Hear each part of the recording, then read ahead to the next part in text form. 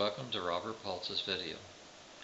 The game of professional life, lifestyle costs, budget, apartment, and car. This was developed for family members only. Any use outside of that is used at your risk. Thank you. Key things to be concerned about are housing, transportation, food and health, entertainment, and contingency, retirement, and outstanding loans. Housing includes rent, pet fees, application fees, administration fees, deposits, taxes, renter's insurance, utilities, electricity, water, sewer, trash, and gas, telephone, and internet. Transportation includes the car payment, insurance, maintenance, repairs, and tires, gasoline, property taxes, registration, and it also requires a driver's license. Food, health, and other includes food, health insurance, haircuts, clothing, stuff of that nature. Next is entertainment and travel and continuing education cost. Some jobs require you to return to college or other training. Contingency and retirement and outstanding loans.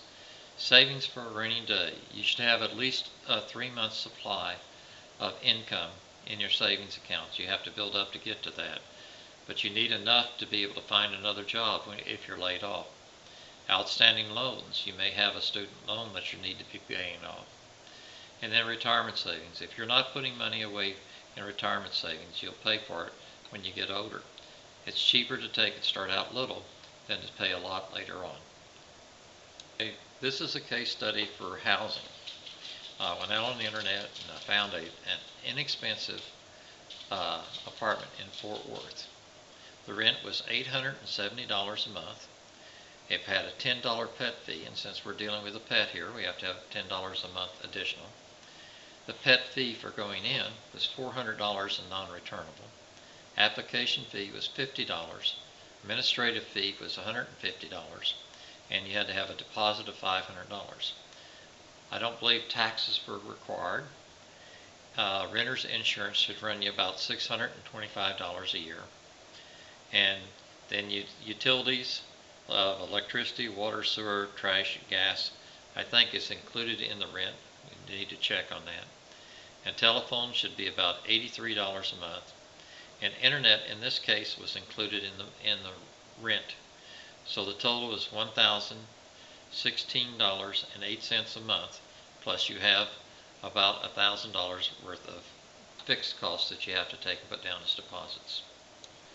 Transportation costs. Unfortunately in Texas, mass transit isn't an option for young people, and you really need to have a car. I went out on the web and I found there were plenty of cars around the $4,000 to $5,000 range. A lot of them have a lot of miles on them. This one has 194,000 miles on it. For this car, the car payment would be $430 a month. That's going to be $150 a year in interest. And the interest rate I used was 5.5%, so you need to be aware of that when you're doing your calculations to see what interest rate you can get. Insurance should be about $166 a month. When you're under 25, your insurance doubles, so when you're over 25, it'll take and be reduced. Maintenance, repairs, and tires should run about $1,000 a year because the high mileage on this car is going to have about twice as much maintenance as a regular car would have. Gasoline should be about $1,334 a year. That's driving at 10,000 miles a year in Texas, which is the average for Texas. $4 a gallon and at 30 miles a gallon. I'm not so sure this car makes 30 miles a gallon, but that's where you need to be. Property taxes and registration run about $50 a year. You'll have to check and see what Texas is. And then this requires a driver's license, which runs about $6 every 4 years.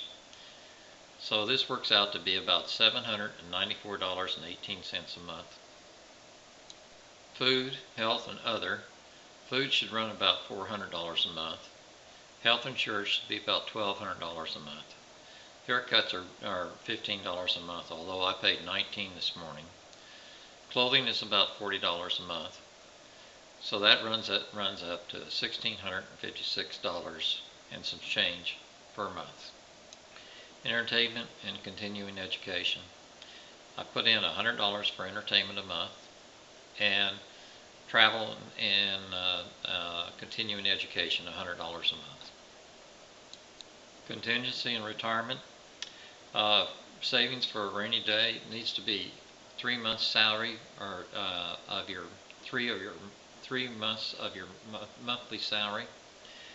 So you need to start saving towards that, and I've put in $275 a month to take and save towards that. You may have outstanding student loans, or some furniture that you bought, something that you bought on loan other than the car, and I put in $225 for that. And then retirement savings should be close to a certain percentage of your income. So I put in $358.33 for that. That comes to a total of $758.33 a month. So to sum up the case study, housing is going to be $1,015.08 a month, plus a one-time fee of $1,100 one-time deposits. Transportation cost is $798.18 a month in this model. Food and health is $1,656.67 a month. Entertainment is $200 a month, and contingency and retirement are $758.33 a month. So that brings it to $4,434.37 a month, $25.57 an hour, or $53,091.19 a year. Here are the URLs that were used in this case study. They should be hot linked in your letter. Now, you need to go over each of these numbers with everybody that you know and take and see how valid they are. See how valid they are for you. And then there are things that you can take and do.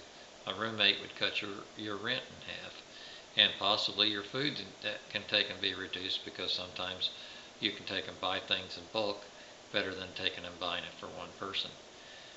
Car might be an opportunity to take and do some improvement there. But I'd use this as a baseline. Print it out.